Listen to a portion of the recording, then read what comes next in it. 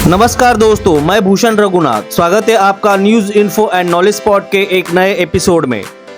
गत वर्ष इंग्लैंड के लेस्टर में भारतीय मूल के हिंदुओं पर पाकिस्तानियों द्वारा किए गए हमलों और हाल में ऑस्ट्रेलिया और कनाडा में हिंदू मंदिरों के खालिस्तानियों द्वारा निशाना बनाए जाने की घटनाओं के बीच ब्रिटिश सरकार के आतंकवाद विरोधक कार्यक्रम प्रिवेंट को लेकर सामने आई ब्रिटिश सरकार की रिपोर्ट ने आतंकवाद और कट्टरपंथ को लेकर तापित विमर्श की जड़ों को हिलाकर रख दिया है। यह रिपोर्ट 3 साल की गहरी छानबीन के बाद जारी की गई है। रिपोर्ट के अनुसार ब्रिटिश एजेंसियां इस्लामिक कट्टरपंथ और दक्षिणपंथी कट्टरपंथियों को लेकर दोहरे मापदंड अपनाती है और इस्लामिक कट्टरपंथ से बड़ी नरमी से पेश आती है। यह बताता है कि ब्रिटेन की सुरक्षा को सिर्फ आतंकी संगठनों से खतरा नहीं, बल्कि सबसे अधिक खतरा उन कट्टरपंथी इस्लामिक संगठनों से है जो प्रत्यक्ष आतंकवादी गतिविधियों में शामिल नहीं होते, परंतु लोगों का ब्रेन वॉश कर ऐसा माहौल बनाते हैं जो अचानक से लोगों को आतंकवाद के रास्ते पर ले जाता है। ऐसी स्थिति में सुरक्षा एजेंसियां आतंकी हमले और हिंसा को रोकने में अक्सर विफल रहती है,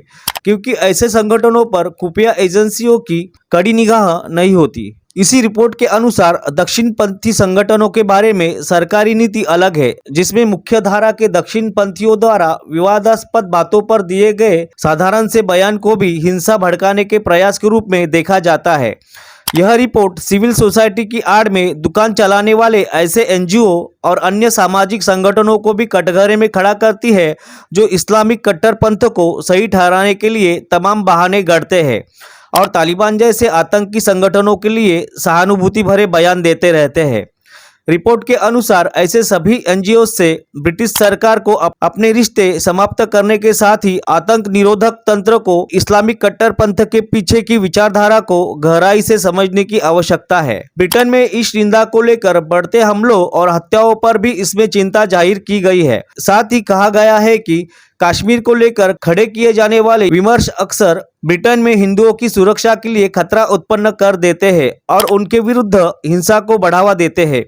रिपोर्ट यह भी कहती है कि इस निंदा को लेकर लोगों को भड़काने वाले मौलाना अक्सर वही होते हैं जो ब्रिटेन में भारत को लेकर दुष्प्रचार करते हैं। यह भी पाया गया है कि ब्रिटेन में आतंकी गतिविधियों में लिप्त लोग अक्सर वे होते हैं जो कश्मीर में भी आतंकवाद से लिप्त रहे हैं। यह रिपोर्ट खालिस्तानी आतंकवाद को भी ब्रिटेन की सुरक्षा के लिए नए उभरते खतरे के रूप में चिन्हित करते हुए रेखांकित करती है कि खालिस्तानी संगठन भारत में की जाने वाली हिंसा को ब्रिटेन में महिमा मंडित करने में जुटे हैं और भारत एवं ब्रिटेन की सरकारों के विरुद्ध सिखों पर अत्याचार का दुष्प्रचार कर रहे हैं। इस रिपोर्ट की सभी 34 सिफारिशों को ब्रिटिश सरकार ने स्वीकार कर लिया है। अगर इस रिपोर्ट को भारतीय परिप्रेक्ष्य में देखें तो हम यह सब अन्य देशों के साथ भारत में भी होता देख सकते हैं। यह सर्वविदित है कि इस्लामी कट्टरपंथ को लेकर भारत में वामपंथी उदारवादियों का एक धड़ा हमेशा नरम रहता है और वह जिहादी आतंकवाद के हर हिंसक कृत्यों को या तो अनदेखा करता है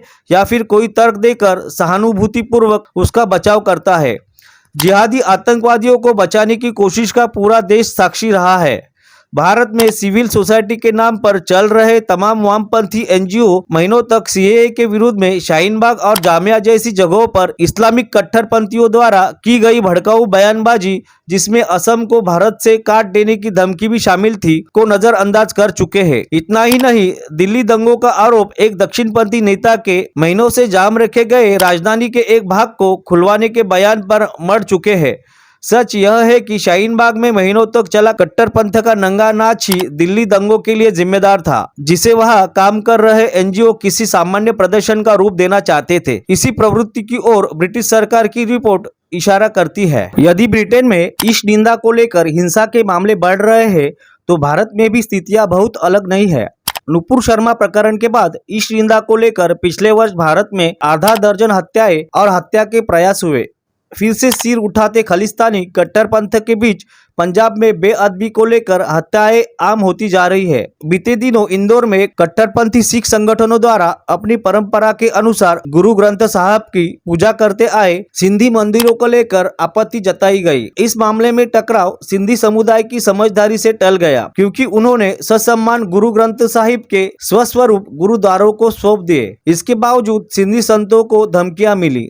यही स्थिति ऑस्ट्रेलिया और कनाडा में भी है, जहां खालिस्तानी लगातार हिंदू मंदिरों को निशाना बना रहे हैं। ब्रिटेन में तो भारतीय उच्चायोग की इमारत के मुख्य दरवाजे पर जाकर खालिस्तानी भारत के लिए अपशब्दों का प्रयोग कर चुके हैं। इसी तरह कश्मीर को लेकर भारत विरोधी विमर्श से उपजी घृणा पिछले वर्ष लेस्टर में भारतवंशी हिंदुओं और हिंदू धार्मिक स्थलों के विरुद्ध हिंसा के रूप में परिणत हुई थी।